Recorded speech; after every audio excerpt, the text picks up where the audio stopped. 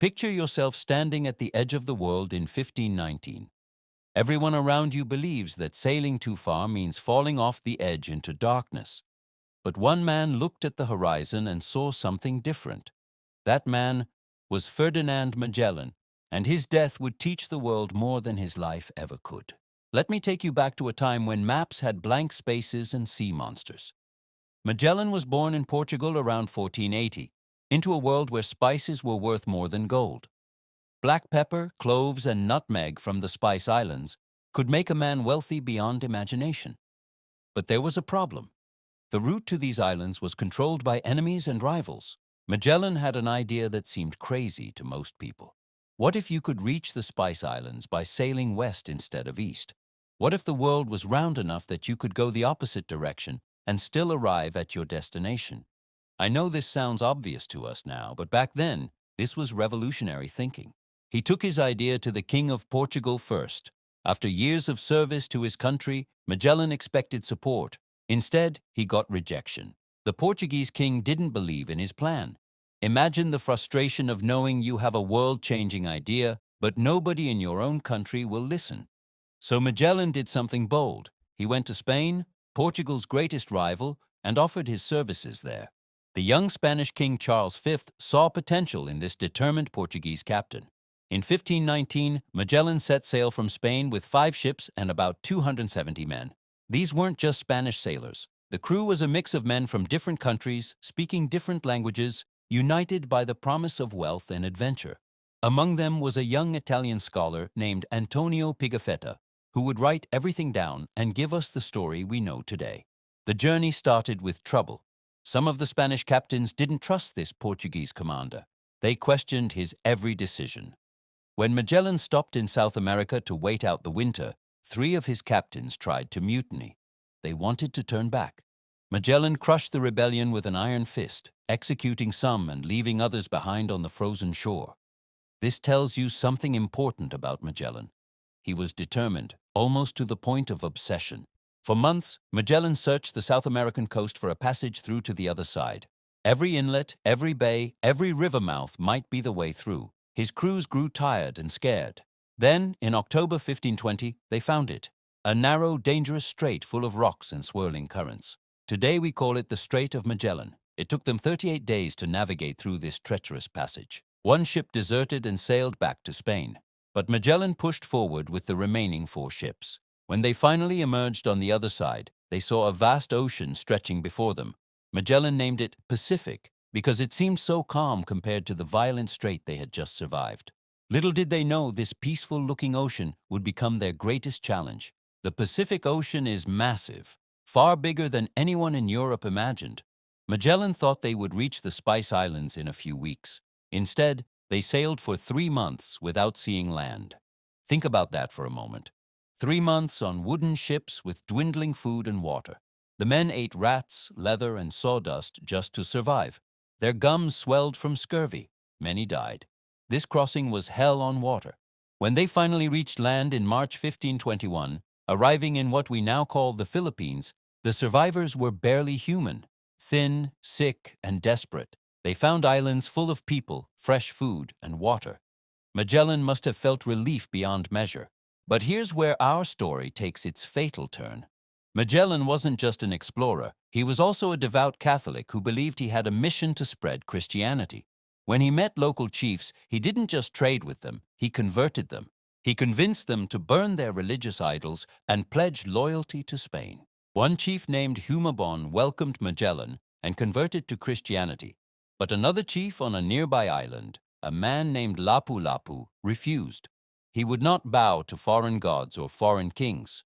For Magellan, this was unacceptable. He decided to teach Lapu-Lapu a lesson.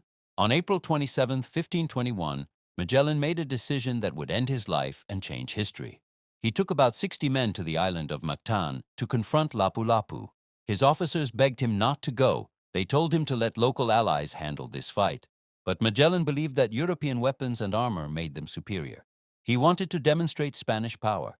They waded ashore at dawn, wearing heavy armor, carrying crossbows and muskets. But Lapu-Lapu was ready. He had over 1,500 warriors waiting. When the Spanish fired their weapons, they did some damage, but not enough.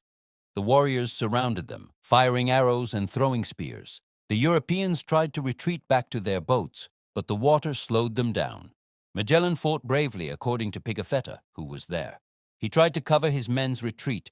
A poisoned arrow struck him in the leg. A sword cut his arm. Still, he kept fighting. Then a warrior thrust a spear into his leg, and Magellan fell face first into the shallow water. The warriors rushed forward and killed him with their swords and spears. The great explorer, who had sailed farther than any European before him, died in waist-deep water on a small island, his name barely known beyond his ship's deck. He never completed his circumnavigation. He never returned home to glory. He died for pride, for religion, for reasons that had nothing to do with exploration. After Magellan's death, everything changed. The survivors elected new leaders. They burned one ship because they didn't have enough men to sail it. They finally reached the Spice Islands and loaded up with valuable cloves. But they lost more ships and more men on the way back. Only one ship, the Victoria, made it back to Spain in September 1522. Of the 270 men who started the journey, only 18 returned. But here's the remarkable thing. Even though Magellan died halfway through, his expedition proved something revolutionary. The world was round. You could sail west and arrive in the east. The Pacific Ocean existed and was enormous. These discoveries changed everything. Before Magellan's death, exploration was about finding routes controlled by kings and making deals.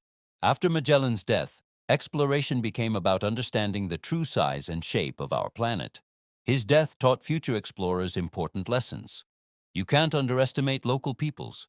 You can't let pride override strategy. You can't assume European technology makes you invincible.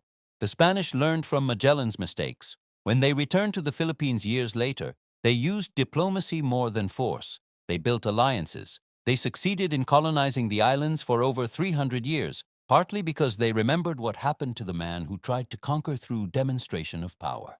Magellan's death also showed the human cost of exploration. These weren't just adventures, they were deadly gambles. Yet people kept taking them because the rewards were so great. His voyage opened the Pacific to European ships. Within decades, trade routes connected Asia to the Americas. The world became smaller and more connected. Today, we remember Magellan as the first person to circumnavigate the globe, even though he didn't actually complete the journey. His name is on the Strait, on space probes, on history books. But we should also remember that he died because he forgot a crucial truth. Being an explorer didn't make him a conqueror, and having better weapons didn't make him better than the people he encountered. Ferdinand Magellan's story reminds us that history's greatest achievements often come with great sacrifice. His death on a beach in the Philippines didn't end his mission. Instead, it transformed exploration itself. The survivors who returned to Spain brought back more than spices and stories. They brought proof that the world was connected in ways nobody had imagined. Magellan's fatal mistake teaches us something valuable. True exploration requires respect for the people and places you discover. His ambition took humans across an ocean nobody knew existed. His pride took his life on a shore he never needed to fight for. Both shaped the world we live in today. We live in a world that Magellan helped create, where all lands are connected and all oceans are mapped.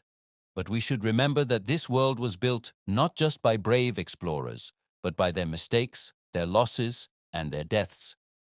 Magellan died believing he was demonstrating power. Instead, he demonstrated that the age of discovery would demand more than courage. It would demand wisdom, humility, and respect for the unknown. His death changed world exploration by showing us what not to do, which is sometimes the most important lesson of all. Thanks for watching. And if you learned something, don't forget to subscribe. See you in my next story video.